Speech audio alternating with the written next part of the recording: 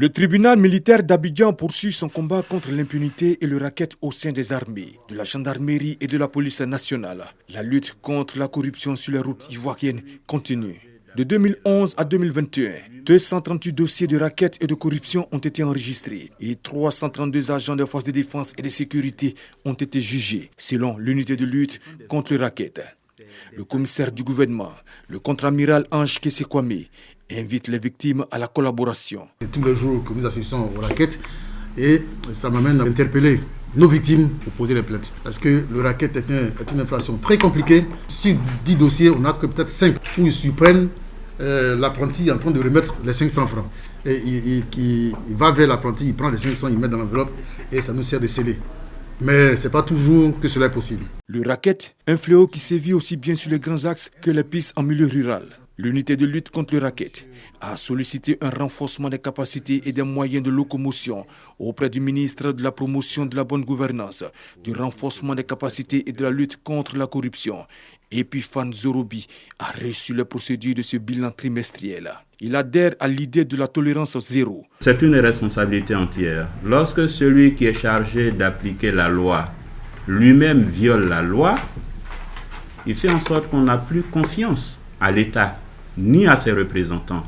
Le renforcement du cadre de gouvernance de la corruption est un signal fort du gouvernement. Un signal fort en matière de tolérance zéro à la corruption, tolérance zéro au racket, et c'est ensemble que nous allons y arriver.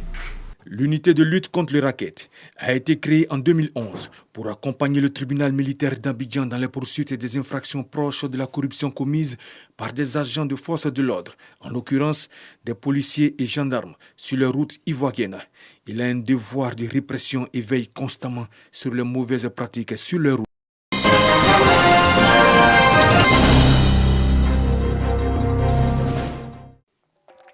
Clarisse Kayomayi, secrétaire d'État chargée de la protection sociale en visite à l'Institut national pour la promotion des aveugles et l'école ivoirienne pour les sourds dans la commune de Yopougon.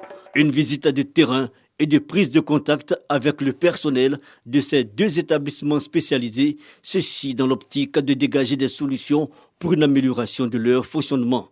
Je constate que nous avons deux belles structures qui ont des capacités énormes qu'il nous suffit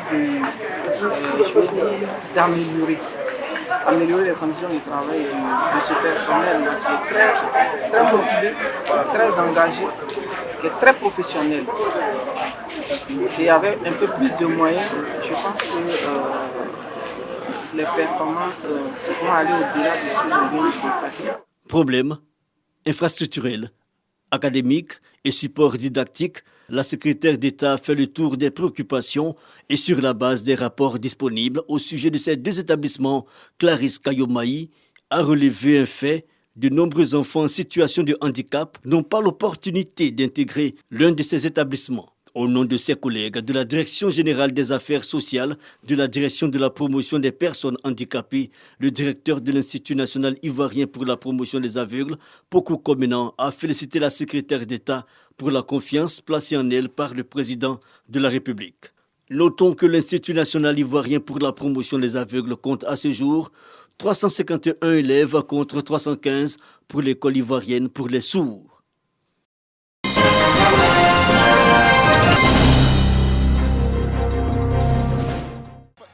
Gagner et maintenir la confiance au sein du groupe, c'est la mission des éléphants de Côte d'Ivoire à l'heure d'affronter le Burkina Faso dans un match amical aux allures de derby sous-régional. Les éléphants de Côte d'Ivoire entrent bien dans la partie et s'offrent les meilleures occasions à l'image de cette tentative de Gradel que le gardien burkinabé Hervé Kofi repousse. Dans la foulée, Sébastien Haller est tout près d'ouvrir la marque mais manque de précision dans le geste final. Si la possession de balle est ivoirienne, le réalisme est burkinabé avec l'ouverture du score signé Franck Traoré contre le cours du jeu. Menés, les coéquipiers de Max Gradel essaient tant bien que mal de revenir au score, mais la pause intervient sur cet avantage en faveur des étalons. La pause est salutaire pour les éléphants qui parviennent à rétablir la parité grâce à Sangaré Ibrahim. Motivés par leur public, Les poulains de Patrice Baumel contrôlent bien le match jusqu'à ce que le prodige ivoirien Amad Diallo ne délivre les siens sur un coup franc magistral.